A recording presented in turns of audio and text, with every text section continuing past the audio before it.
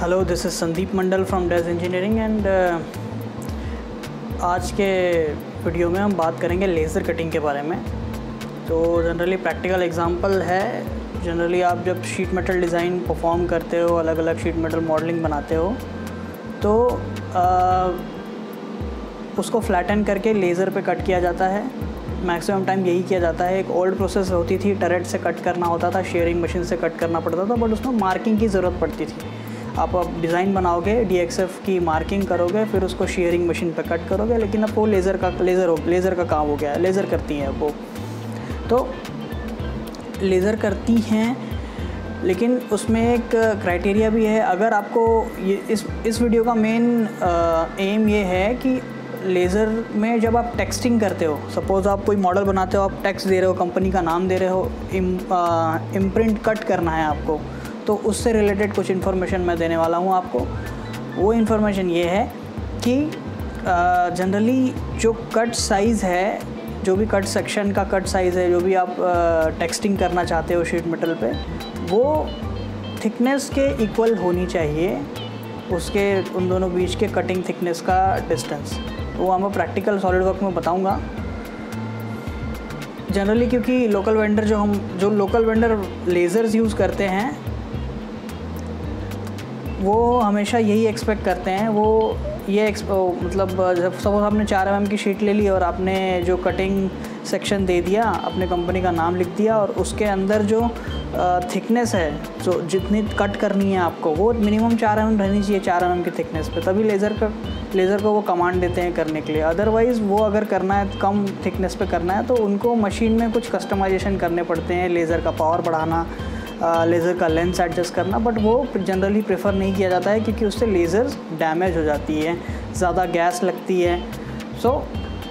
तो बेसिकली अगर आप मेरी तरह फील्ड में हैं, शीट मेटल डिज़ाइन बनाते हैं, तो आपको अगर शीट मेटल डिज़ाइन प्रोजेक्ट में मिल रहा है, तो आपको अगर कंपनी की टेक्सटिंग वगैरह कुछ भी करना है, इम्प्रिंट कराना है, शीट मेटल पे कट कराना है, तो इन कॉन्टेक्स्ट ऑफ टेक्सटिंग क्या थिकनेस रहनी चाहिए, शीट के इक्वल रहनी चाहिए, वो मैं आपको भी प्रैक्टिकल समझा देता हूँ।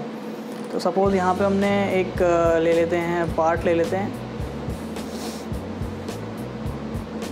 पार्ट लेने के बाद एक टॉप में, यहाँ शीट मेटल में जाने के बाद बेस फ्लैंज, हम एक आर्बिट्ररी डायमेंशन ले लेता हूँ। वो डायमेंशन होना चाहिए 200 बाई 150।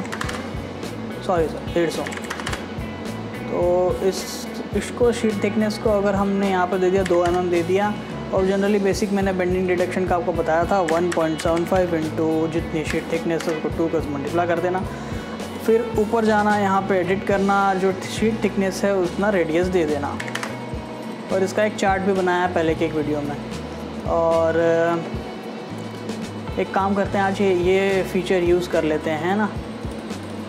इस फीचर को यूज़ करने के लिए हमको क्या करना पड़ेगा, एक स्केच लेना पड़ेगा यहाँ पे, और बाहर की एज से ऐसा दे देना पड़ेगा।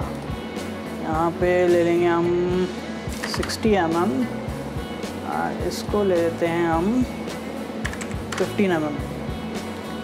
ये लेने के बाद स्केच को एग्जिट करिए, मिल्टर एज पे जाइए, एक एज सेलेक्ट हो गई। अब आपको सारी सिलेक्ट करनी है यहाँ से, 1 2 3। ये देखिए एक स्केच में चारों इमेजेस आ गई। अब सपोज ये बॉक्स बना लिया आपने, अब आपको यहाँ पे टेक्सटिंग करनी है नहीं? हाँ जी, टेक्सटिंग करनी है, तो यहाँ पे करके हम क्या करते हैं, हम एक्सट्रूड कट कर देते हैं। अलग अलग सॉफ्टवेयर में अलग अलग मेथड होगी, बट बेसिक तो सेम ही फीचर्स होते हैं। यहाँ पे यहाँ पे एक मैं मिड पॉइंट स्केच ले लेता हूँ, इसको डायमेंशन दे देते हैं 150। टेक्स्ट लेते हैं, इस सरफेस पे बनाएंगे हम टेक्स्ट। यहाँ लिख देते हैं, सब कुछ मेरा नाम लिख देता हूँ, SNDWP संदीप, है ना। इसको मिरर करके सेंटरिंग, इसको सेलेक्ट करके हम जाएंगे यहाँ पे 10 दे देंगे। तो बेसिकली जब मैं आपको बोल रहा हूँ कि वो शीट थिकनेस अब 2 mm ली है हमने, तो ये जो कट करने का पोर्शन है, ये यहाँ से यहाँ तक यहाँ से लेके यहाँ तक ये मिनिमम 2 mm होना चाहिए। अगर ये मिनिमम 2 mm नहीं हुआ तो वेंडर, आप दिल्ली में देख लो, फरीदाबाद, हरियाणा, नोएडा में जितने वेंडर्स हैं वो नहीं करेंगे। अगर आपको स्पेशल केस है तो वो आपको एक्स्ट्रा चार्ज करेंगे करने के लिए। बट क्यों एक्स्ट्रा चार्ज पे करें हम? जैसे ये 1 mm आ रहा अप्रॉक्सीमेट, तो हम उसको क्या करेंगे, हम इस पर जाके इसका फॉन्ट साइज़ बढ़ाएंगे। मिनिमम होना चाहिए 2 mm, मैक्सिमम तो कितना भी चल सकता है ना। तो अब देखते हैं कितना है, 2.16 है, बहुत बढ़िया। 2 अप्रॉक्सीमेट 2 ही है, अप्रॉक्सीमेट 2 ही है। तो ये जो है इसके बीच का जो डिस्टेंस है वो शीट थिकनेस के इक्वल होना चाहिए सारा, ये भी स्पेस, ये भी स्पेस, तो तभी वो अच्छे से कट हो पाएगा लेज़र पे। नहीं तो क्या होगा, कुछ केसेस में क्या होता है, वो वेंडर बोल भी देते हैं कि करेंगे, लेकिन वो करते नहीं हैं, और अलग अलग टाइप के डैमेजेस आ जाते हैं। वो क्या होता है, शीट है ना वेल्ड हो जाती है और आधा जो कोनिकल सेक्शन एम्बॉस होके वेल्ड मतलब गर्म होके निकल जाता है शीट के बाहर, बट वो पूरी तरह से थ्रू नहीं जा पाता। लेज़र की इंटेंसिटी बढ़ाने के लिए पावर लगेगी ज़्यादा, उसमें गैस लगेगी ज़्यादा, तो वो वेंडर जनरली अवॉइड करते हैं। तो ये शीट थिकनेस के इक्वल दे दीजिएगा आप जब भी बनाएंगे। प्लस अब जैसे ये कट के गिर रहा है ना, सपोज़ मैंने इसको कर दिया है ना, इसको हम कर देंगे लिंक टू थिकनेस और कट कर देंगे। अभी जब ये कटेगा तो ये ए का पोर्शन है कट के गिर जाएगा, डी का पोर्शन है डी भी कट के गिर जाएगा। इसको फ्लैटन करके देखिए, फ्लैटन करके जब मैं देख रहा हूँ तो ये ऐसी शीट कटेगी हमारी। लेज़र पे जनरली एक शीट होती है और कटती है वो, जो यहाँ पे आप दिखेगा आपको, है ना। तो फिर बाद में उसको बेंड किया जाता है CNC बेंडिंग मशीन पे, तो ये ऐसा दिखेगा। तो इसको अगर अवॉइड करना है आपको, तो मैं जनरली सारे ही सॉफ्टवेयर में इसको डिज़ोल्व करने का ऑप्शन होता है। यहाँ पे जाके स्केच पे जाके राइट क्लिक कीजिएगा, या आप ये डिज़ोल्व स्केच टेस्ट डिज़ोल्व कर दिया आपने, वो कर्व फॉर्म ले लेगा। कर्व फॉर्म लेने के बाद आपको जोड़ देना है ऐसे,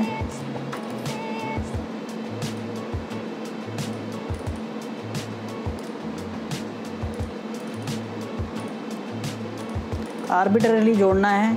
आपको डायमेंशन लेके करना है तो आप डायमेंशन लेके करिएगा, बट फॉर डेमोन्स्ट्रेशन पर्पस मैं आर्बिट्ररी लेके चल रहा हूँ।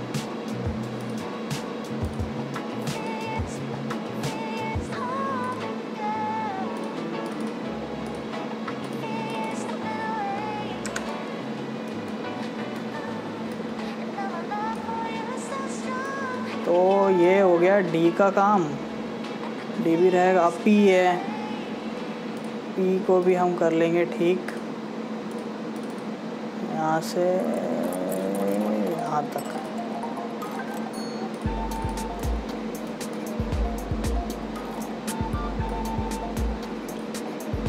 ओके, अब हम ये करेंगे।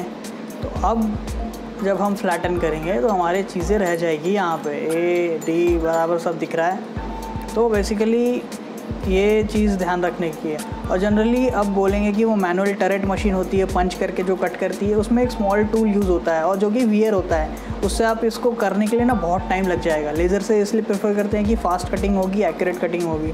टरेट में क्या होता है, जब एक डाई लग के जब कटेगा तो ये शीट नीचे की तरफ झुकती जाएगी, यहाँ बेंड, यहाँ पे बकलिंग दिखने लगेगा आपको। तो जनरली जब लेज़र कटिंग करें और टेक्सटिंग करना है आपको, तो ये जो इन दोनों के बीच का डिस्टेंस है ये अप्रॉक्सीमेट 1.972 आ रहा है, अप्रॉक्सीमेट उतना रहना चाहिए। तो ये बेसिक है लेज़र कटिंग के लिए। So thanks for watching. ऐसे मैं और अपलोड करते रहूँगा शीट मेटल पे और हीट ट्रांसफ़र रेट पे या एनसिस पे। So keep watching and keep learning. Thank you.